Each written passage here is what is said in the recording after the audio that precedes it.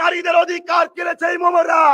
একটা রেপের জন্য 2 লাখ টাকা তার মূল্য ধারণ করেছে এই মমতা। অতিবেকে বাংলা থেকে জবাব আমরা দিয়ে দেখিয়ে দেবো। আজকে আনএড মাদ্রাসার শিক্ষক শিক্ষিকারা, ট্রেডের শিক্ষক শিক্ষিকারা, অনুমোদিত 500 শিক্ষক শিক্ষিকারা, এমন করে সিভিক ভলেন্টিয়ারেরা, এমন করে পুলিশ কর্মীরা সবাই আজকে এই মমতার আমলে বিপদে রয়েছে। এর দাদাগিরিতে কেউ কথা বলতে পারে না, একমাত্র এই বাঘের বাচ্চাটা কথা বলে। অতিবেকে চ্যালেঞ্জ দিয়ে গেলাম, গণতান্ত্রিক প্রক্রিয়ায় ভোট করো। আগামী দিন 2021-এ মমতাকে 0 করে আমরা দেখিয়ে দেবো। কারণ এইটা বাংলা, এ বাংলা কাজী নজরুলের বাংলা, এ বাংলা নেতাজি সুভাষ চন্দ্র বসুর বাংলা, এ বাংলা সৈয়দনা আবু বকর সিদ্দিকীর বাংলা, এ বাংলা রবীন্দ্রনাথ ঠাকুরের বাংলা। এ বাংলা প্রায় সময়তে যখনই ভারতের উপরে কোন কালো থাবার হাত পড়েছে, তখনই এই বাংলা বীর পুরুষ দিয়ে ব্রিটিশের মতো কালো হাতকে ভেঙে চুরমার করেছে। এই বাংলা থেকে আজকে আমাদের শপথ নিতে হবে, বিজেপি মূলক কালো হাতটাকে আমাদেরও ভেঙে দেশ থেকে নিখুঁত করে দিতে হবে। আজ এই ব্রিগেডের ময়দান আমার বড় স্বপ্ন ছিল প্রোগ্রাম করার, কিন্তু আমাকে আমাদের দলের কর্মীরা এবং আমাদের দলের প্রেসিডেন্ট শিমল সরন্দা, আপনাদের প্রিয় নওশাদ সিদ্দিকী এবং বিশেষ করে আমার সেলিম দা প্রায় সময় বলেছে যে আজকে আমরা একটা জায়গায় হলে আনন্দিত হব।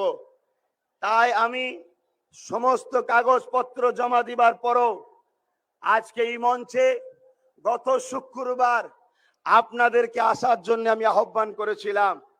আজ এখানে যারা বাম বন্ধু আছেন, বাম বন্ধু শরিক বন্ধু আছেন এবং কংগ্রেসের যে সকল বন্ধু আছেন, সবাইকে বলি, আজ শুক্রবার প্রচার করেছিলাম, যদি এই জোটটা বা ইসির সমঝোতাটা আরো 1 সপ্তাহ আগে হতো, আমি চ্যালেঞ্জ দিয়ে বলছি ডবল লোক এই ব্রিগেডে এনে হাজির করাতাম। কারণ এই বাংলার মানুষ এই মমতার উপরে ক্ষিপ্ত, এই বাংলার মানুষ এই মমতার দুর্নীতির উপরে, এদের দুর্নীতির উপরে এই বাংলার মানুষ অতিষ্ঠ হয়ে গেছে। এই বাংলার মানুষকে প্রশাসন দেখিয়ে এতদিন ধরে রুখে রেখেছিল, কিন্তু মনে রাখবেন আর ভয় খাবার ব্যাপার নেই। কোন দিদিমণির হাত থেকে পাওয়ার চলে গেছে, নির্বাচন কমিশনের হাতে চলে গেছে। আর মনে রাখবেন 1 মাস পরে বাংলা দিদির হাত থেকে চলে যাচ্ছে। আমরা বাংলা দখল করব, গণতন্ত্র বাঁচাবো, বেকার যুবকদের কর্মসংস্থান দেবো, আমরা প্রত্যেকের পেটে ভাত খাওয়ার ব্যবস্থা করব, আমরা শিল্প তৈরি করব।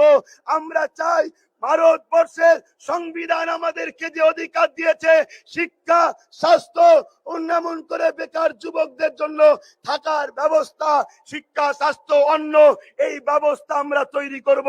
এই বলে আমি সংক্ষেপ সময়, কেন এটা বক্তব্য দিবার বেশি বড় জায়গা নয়, নিশ্চয়ই আপনারা বুঝতে পাচ্ছেন অনেক সম্মানীয় ব্যক্তি রয়েছে, তিনারা বক্তব্য দেবেন। হয়তো আপনাদের মনে একটা প্রশ্ন জাগতে পারে যে আপনি বললেন যে যেখানে যেখানে বাম শরিক দল দাঁড়াবে আপনি ভোট দেবেন, আমাদেরকে বললেন, আপনি কংগ্রেসের বেলায় বললেন না কেন? হয়তো আপনাদের মনে যেতে পারে। আমি একটা কথা স্পষ্ট জানিয়ে দিই, ভাগিদারি করতে এসেছি, কারো তুষণ করতে আমি এসেনি, ভাগিদারি করতে এসেছি। অনেক হয়েছে, আর নয়, ভাগিদারি চাই। পিছিয়ে পড়া আদিবাসী, দলিত, আদিবাসী, ওবিসি, মুসলিম, পিছিয়ে পড়া মানুষের হক বুঝে নিতে হবে, এই ভাগিদারিতে এসেছি। অতএব যদি কেউ মনে করে বন্ধুত্বের হাত মিলানো দরকার, দরজা খুলে রয়েছে। আগামী দিন বাংলায় তাদের হয়েও আব্বাস সিদ্দিকী লড়াই করবে, কথা দিয়ে গেলাম। ভালো থাকেন, ভালো থাকেন। কথার মধ্যে কেউ ব্যথা নিলে ক্ষমার নজরে দেখবেন। কেন দেশের প্রধানমন্ত্রীর ভোটের যে অধিকার, আমারও ভোটের সেই অধিকার, রাস্তার ধারে পড়ে থাকা ওই ভিখারি মানুষটারও অধিকার, সব অধিকার সমান। তবে আজকে মনে রাখবেন, টোটাল টোটাল বাংলার বুকে সব থেকে যদি আজকে কেউ বেশি আফসোস করে সেটা বাংলার মুখ্যমন্ত্রী আফসোস করছে। ওর ঘুম হারাম হয়ে গেছে, চিন্তার কোনো কারণ নেই। আপনারা সুস্থভাবে যাবেন ঘরে ফিরে।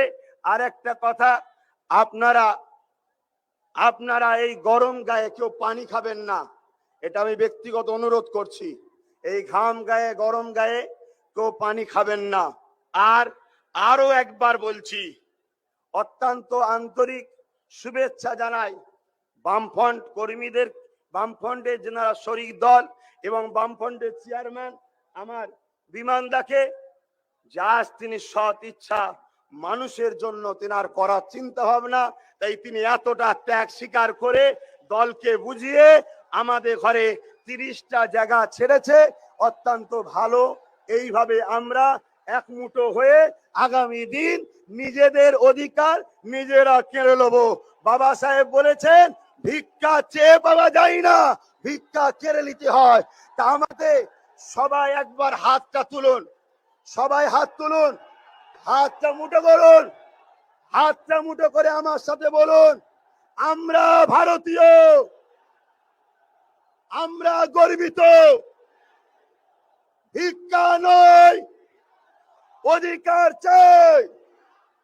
আমরা ভারতীয়, আমরা গর্বিত, ভিক্ষা নয়, অধিকার চাই। আমরা ভারতীয়, আমরা গর্বিত, ভিক্ষা নয়, অধিকার চাই। ভালো থাকেন, সুস্থ থাকেন। ভারতবর্ষ জিন্দাবাদ, মহাজোট জিন্দাবাদ। সকলে ভালো থাকেন।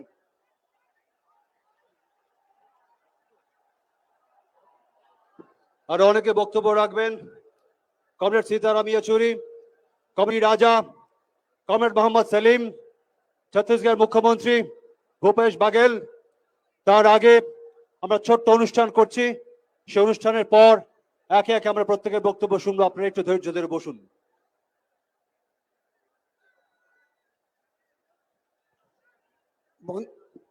বন্ধুগণ, এবারে আজকের এই মঞ্চে যারা উপস্থিত আছেন, বামফ্রন্ট সহযোগী দল, জাতীয় কংগ্রেস এবং ইন্ডিয়ান সেকুলার ফ্রন্টের নেতৃবৃন্দ, তারা হাতে হাত মিলিয়ে এখানে দাঁড়াবেন। আপনারা এখানে প্রত্যক্ষ করবেন এই নেতৃত্বকে যারা এখানে উপস্থিত আছেন। সভার সভাপতি বিমান বসু, সীতারাম ইয়েচুরি, সূর্যকান্ত মিত্র, মোহাম্মদ সেলিম,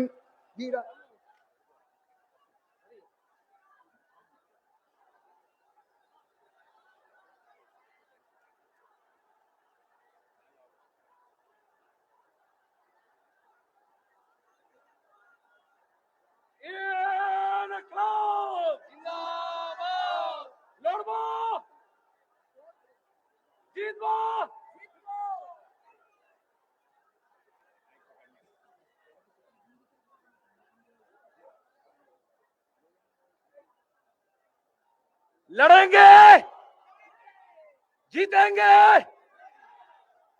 लड़बो, জিতবো, একসাথে এগোবো, বাংলাকে রক্ষা করব, দেশকে রক্ষা করব, গরিব মানুষের স্বার্থকে রক্ষা করব।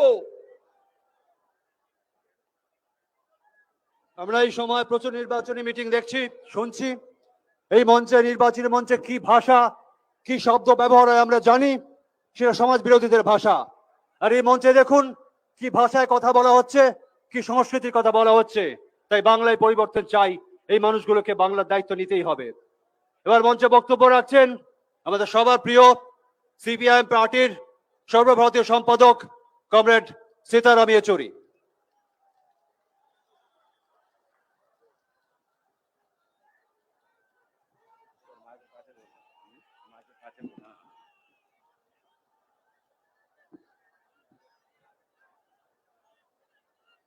आज के इस सभा के सभापति वाम मोर्चे के चेयरमैन कॉमरेड विमान बसु, मंच पे उपस्थित छत्तीसगढ़ के मुख्यमंत्री श्री बघेल जी, जनाब अब्बास सिद्दीकी और यहाँ पे बैठे हुए कॉमरेड राजा, कॉमरेड सूर्यकांत मिश्रा, कॉमरेड मनोज भट्टाचार्य, हमारे वाम मोर्चे के कई सारे नेतागण और मेरे भाइयों बहनों और बंधुगण, ব্রিগেডের অনেক র্যালিতে আমি এসলাম আগে, কিন্তু এই রকম জনপ্রবাহটা আজ থেকে কখনো দেখলাম না। মানে আজকে বাঙালে একটা পরিবর্তন আসছে, और वो পরিবর্তন হবে এই সেকুলার মোর্চার পরিবর্তন, এই সংযুক্ত মোর্চার পরিবর্তন, और ওটা আসছে, ওটা নিশ্চিত আমাকে এখানে দিচ্ছে। क्योंकि ये सवाल आज 3 महीने से एक संयुक्त मोर्चा लड़ाई करते हुए, संघर्ष करते हुए बैठा हुआ है दिल्ली के सरहदों पर। लाखों की तादाद में हमारे अन्नदाता, हमारे किसान 3 महीने से वहां पर संघर्ष कर रहे हैं। ये जो काले कानून लाए गए हैं कृषि व्यवस्था को रद्द करने के लिए, 250 से ज्यादा शहीद हो चुके हैं, लेकिन मोदी साहब को कोई परवाह नहीं। उनके लिए सड़कें खुदवा दी, उनके ऊपर लाठी चलवा दिया, टीयर गैस चलवा दिया, पानी बरसा दी, लेकिन अपने किसान भाइयों को कोई नहीं रोक पाया। और आज भी वो ऐलान यही कह रहे हैं, एक महापंचायत से दूसरा महापंचायत उस पूरे इलाके में, कि जब तक ये कानून वापस नहीं होंगे या जब तक मोदी सरकार से नहीं उतरेगा, तब तक ये आंदोलन चलता रहेगा। और हमारा अन्नदाता जो हमको जिंदा रखता है, अगर वो इतनी दृढ़ता के साथ वहां पे लड़ रहा है, तो बंगाल में एक और संयुक्त मोर्चा उभर कर पैदा हुआ,